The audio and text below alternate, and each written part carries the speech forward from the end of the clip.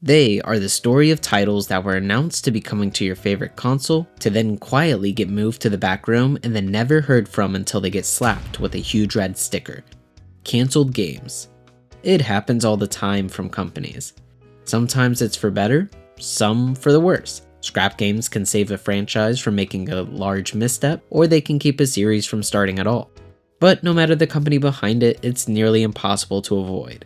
Today, I wanted to look inside of the 3DS library and explore some of the titles that never came, some with huge potential, and others, not so much. Amphibious nature makes me seem odd. That's because I'm part fish. I must be cold, insensitive, and creepy. Now, I want to talk about this one specifically first because it's not really a cancelled game. It was just a proof of concept, but back in 2011, High Voltage Software, the developers of the Conduit series, were quick to begin working with the 3DS in hopes to bring their experience to the console. During GDC 2011, High Voltage showcased just how powerful the 3DS seemed to be.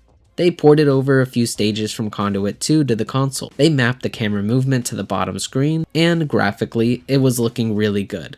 And I would have loved to see something from the Conduit drop on the console. High Voltage as well seemed very eager, stating, "We really wanted to do something spectacular on there." Though nothing ever came to fruition with their own series, High Voltage Software did get to assist with bringing over titles like Captain America, Super Soldier, and The Amazing Spider-Man 2 to the console. So that's gotta count for something. Diving into the first game proper, Ubisoft announced back in 2010 that their flagship Assassin's Creed series would be taking the plunge into the 3DS. At this time, Assassin's Creed was at the height of its success, and of course with a new console, Ubisoft detailed Assassin's Creed Lost Legacy would be landing soon. With no screenshots or gameplay, we can really only assume what the playstyle would have been like. Could it have followed in the DS footsteps, having a 2.5D explorable world with simple platforming? Or would it have followed in the footsteps of the PSP title, taking advantage of the 3DS's power? I would have really loved to see how the 3D worked with the leaps of faith in the game. In Lost Legacy, the game's plot was to explore the lands east as Ezio Auditore, Assassin's Creed 2's protagonist, as he uncovered more of the Assassin's Order. After the game's cancellation, Ubisoft would rework this plot into Assassin's Creed Revelations as a mission of the very same name, covering similar plot points, and ultimately leaving the 3DS title Lost Legacy lost. Hudson Soft was a developer that was going all in with the 3DS, with projects left and right. But to save you much of the same information being repeated over and over, here's a quick list of every game that was cancelled by Konami. And stop right there. The titular Bomberman series was one of these titles that was set to explode on the 3DS.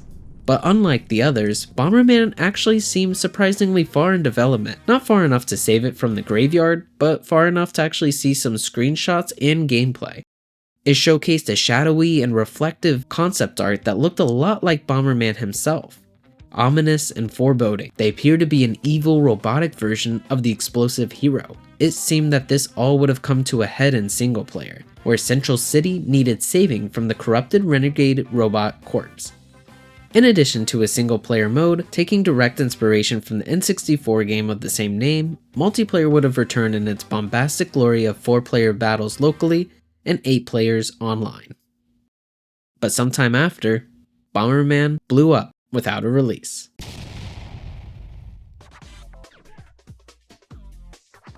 From the world of heroes shredding the guitar on your DS, Activision announced plans to bring its other hero to the 3DS. DJ Hero 3D was revealed in E3 of 2010. Players could scratch and tap the bottom screen like a turntable. No add-ons required this time. It even had a playable build during E3 of that same year. But just like many on this list, its developer Activision went silent on its progress. Activision cancelled all of the Hero series games, and that included DJ Hero 3D. You guys see that too, right? So, Seaman. It's as weird as it looks, yes. Seaman is a game that was ahead of its time when it first splashed onto the scene for the Dreamcast. When Nintendo put Pikachu into a game for you to chat with, Sega gave you this. Similarly to Hey You, Seaman would speak with you as he grew and evolved. You would be tasked with caring for him, cleaning his tank, and regulating its temperature. Now, what gave them the idea for a humanoid, I'm really not sure. But after a decade of this man, fish, frog being around, there was discussion that the title would return, and it would be coming to the 3DS. Rumors arose from publication of Nikki detailing its development. Nothing would come from the rumors, but years later in 2015, its developer, Saito, confirmed its fate. It was indeed in development. Iwata-san was actually the initiator for the request, looking for an interesting title for Street Pass features, but later on Saito mentioned there were complications causing for the title to be left behind. Another cancelled title from back in 2010 was Saints Row Drive-By. Now, there's nothing really officially out there, but there is a decent amount of information that was shared online hinting at its restructuring and repurposing. Drive-By never received screenshots or gameplay, which originally began fears from the fans. Months after its initial announcement in November 2010, the team detailed Drive-By had begun changing into something more unique, as it originally felt like just a small section from a main Saints Row game. Months of silence would follow leading up to May of 2011. Drive-By's cancellation was official. But, interestingly enough, the story doesn't end right there. Shortly after, images would hit the web of Saints Row Money Shot. This was suspected to be Drive-By's new name, as it came following Drive-By's cancellation rather quickly, and it provided that unique experience that they were mentioning. It would have used Sony's PlayStation's Move and possibly the 3DS's touchscreen. However, nothing materialized. Saints Row Drive-By just became another project the world might never see. Now, a legend that was waiting for a revival for a long time was Mega Man Legends. It was a cult classic among its fans for nearly a decade and a half before Legends 3 would be announced for the 3DS. During a Comic-Con in 2010, details dropped. Mega Man would return, with Arrow and Barrett, two new characters, as well as a story taking place right after Legends 2. In an interesting turn, Capcom hosted multiple ways for fans to help shape the game. Fans were able to let their voices be heard. For a time, open invitations were presented to fans for their own designs and styles for Mega Man and Arrow's final designs in the game through Capcom's website. As of October 2010, Inafune left Capcom. But despite this, Capcom stated Legends 3's development would continue. They followed up with the announcement of Legends 3's prototype version, a demo that would have multiple missions and players controlling the new character of Barrett. Massive support and excitement began rising with the announcement of this prototype version. It was set to land on the eShop when the eShop officially went live, just a few months from this announcement. Then, when the eShop did go live on the 3DS in early June, there was no demo. Maybe Capcom just missed the date. A month would go by and the demo would never drop. Fans were struck down with the worst news imaginable shortly thereafter. Mega Man Legends 3 was cancelled. The project and the demo version would never be released to the public.